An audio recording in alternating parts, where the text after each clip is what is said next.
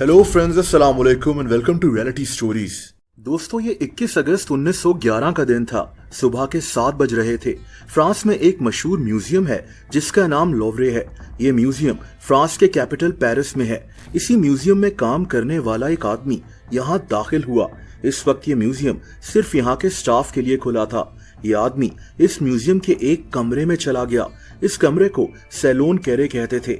ये चलता हुआ सीधा एक पेंटिंग के पास पहुंच गया। दोस्तों, ये पेंटिंग दीवार पर लगी हुई थी। इसने ये पेंटिंग दीवार से उतारी और इस पेंटिंग को इसके फ्रेम से निकाल लिया। ये कोई मामूली पेंटिंग नहीं थी।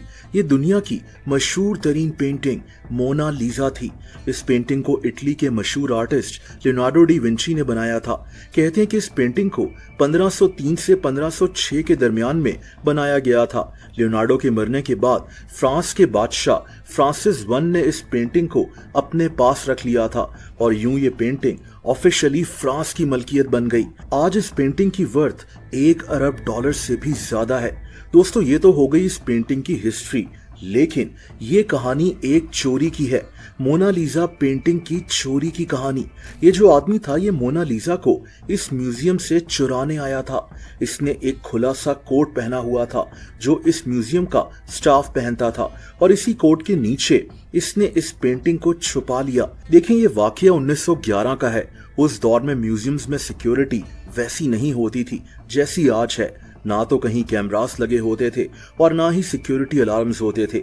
ये भी कहते हैं कि ये आदमी पहले से ही इस म्यूजियम की एक अलमारी में छुपा हुआ था और ये भी कहा जाता है कि इस म्यूजियम के कुछ और लोगों ने इस चोरी में इसकी मदद की थी। बहरहाल, मोनालिसा को चोरी कर लिया गया था। ये चोर जब यहाँ से निकल रहा था तो ये एक कमरे में लॉक भी हो गया। वहां प्लम्बिंग का कुछ काम हो रहा था। उस वक्त वहां एक प्लम्बर आया और इसने इस दरवाजे का लॉक खोल दिया। इसको लगा कि ये चोर इस म्यूजियम में काम करता है, जो कि सही था, लेकिन इसको ये नहीं पता था कि इस आदमी ने मोनालिसा जैसी पेंटिंग को चोरी कर लिया है। दोस्तों, चोरी करने के बाद ये चोर पेरिस शहर में ही एक अपार्टमेंट में छुपा रहा और 24 घंटे के बाद जाकर पता लगा कि ये तारीखी पेंटिंग अब म्यूजियम में नहीं है। फ्रांस में ये खबर आग की तरह फैल गई कि मोनालिसा को किसने, कैसे और क्यों चोरी किया है।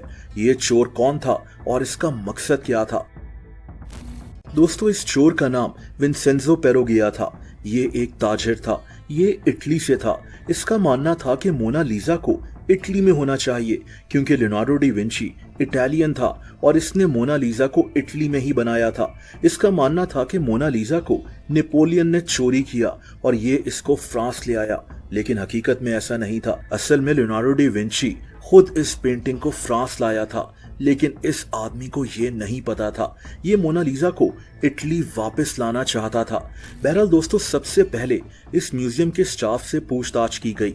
हर उस आदमी से जो इस म्यूजियम में छोटे से छोटा और बड़े से बड़ा काम करता था। इस दौरान विंसेंजो से भी पूछगछ की गई क्योंकि ये भी इसी म्यूजियम में काम कर रहा था। इनको इस पर शक नहीं था, लेकिन फिर भी ये विंसेंजो से सवालात करने के लिए इसको पुलिस स्टेशन बुलवाते थे, लेकिन विंसेंजो 2 दफा पुलिस स्टेशन पहुंचा ही नहीं। दोस्तों, इसीलिए इस आदमी पर पुलिस का शक बढ़ गया। अब पुलिस इसके अपार्टमेंट में भी पहुंच गई। विंसेंजो घबराया हुआ लग रहा था। इसने ये पेंटिंग एक टेबल के नीचे छुपाई हुई थी, लेकिन पुलिस को इस अपार्टमेंट से कुछ नहीं मिला।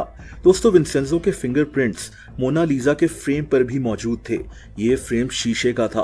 पुलिस ने इस म्यूजियम के तमाम एम्प्लॉइज के फिंगरप्रिंट्स भी ले लिए, लेकिन विंसेंजो के फिंगरप्रिंट्स नहीं लिए गए क्योंकि ये आदमी उस दिन इस म्यूजियम में काम ही नहीं कर रहा था। पुलिस इस चोरी की तहकीक कर रही थी, लेकिन इनके हाथ कुछ नहीं आया। फ्रांस की हुकूमत ने इस चोर पर इनाम भी रख दिया था। फ्रांस के हर कोने में ये कहानी मशहूर हो चुकी थी। पुलिस ने इस दौरान कई 100 लोगों से तफ्तीश की, लेकिन विंसेंजो अभी भी पुलिस के हाथ नहीं आया। दोस्तों, अगले 2 साल तक विंसेंजो ने अपने अपार्टमेंट में ही मोनालिसा को छुपा कर रखा। 2 साल बाद ये ट्रेन के जरिए इटली वापस चला गया।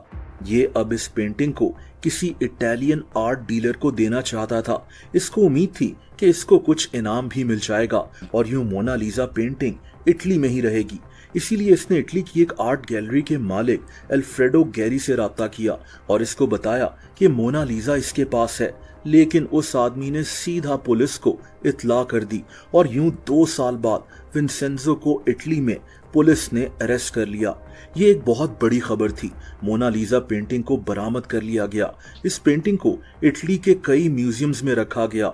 लोग दूर दूर से इसको देखने आते थे और इसके बाद इस पेंटिंग को वापस फ्रांस भेज दिया गया।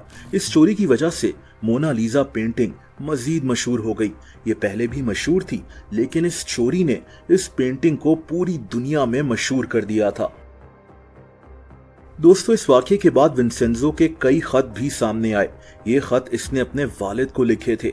इसने लिखा था कि मैं इस पेंटिंग से काफी पैसे कमाऊंगा। इसने ये भी लिखा कि इन पैसों से हमारी फैमिली के दिन बदलने वाले हैं। यानी ये आदमी मोनालिसा को इटली तो लाना चाहता ही था, लेकिन इसके दिमाग में शायद इनाम के पैसे भी चल रहे थे। बहरहाल अदालत में यह साबित हो गया कि विंसेंजो ने अपने मुल्क इटली की मोहब्बत में इस पेंटिंग को चोरी किया है और तभी इसको बहुत कम सजा हुई।